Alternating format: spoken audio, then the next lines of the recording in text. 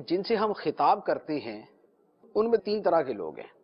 एक वो हैं जो डायरेक्ट गैर मुस्लिम हैं, गैर मुस्लिम पर्दे पर इतराज करते, अब उनके जवाबात कुछ और हैं।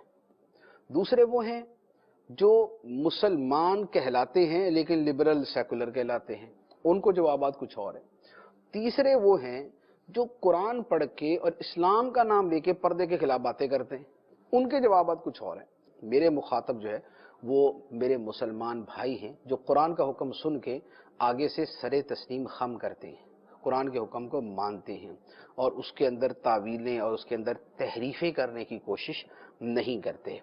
जहां पर भी कोई औरत इस्लाम कबूल करे, पहला जो इस्लाम के हुक्म पे वो अमल करती है कलिमा पढ़ने के बाद, आप तहकीक करके देख लें, सबसे पहले वो पर्दे को इख्तियार करती है।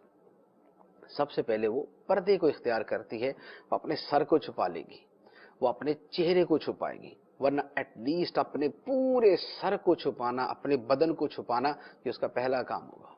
ये चीज क्या बताती है?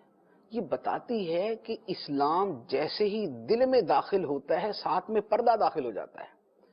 जैसे ही किसी औरत के दिल में इस्लाम आता है, साथ ही उसके दिल के अंदर पर्दा भी दाखिल हो जाता है। इसका मतलब ये हुआ कि औरत को बेकस और बेबस करना मकसूद नहीं, या औरत की तहकीर करना मकसूद नहीं, या औरत के मर्तबे को घटाना मकसूद नहीं, बल्कि मकसद दूसरा है, और वो मकसद है औरत का तहफ़्फ़ुज़, औरत की हिफाजत, औरत की इज्जत की हिफाजत, औरत की इस्मत की हिफाजत, औरत की नमूस की हिफाजत। ये मकसद है।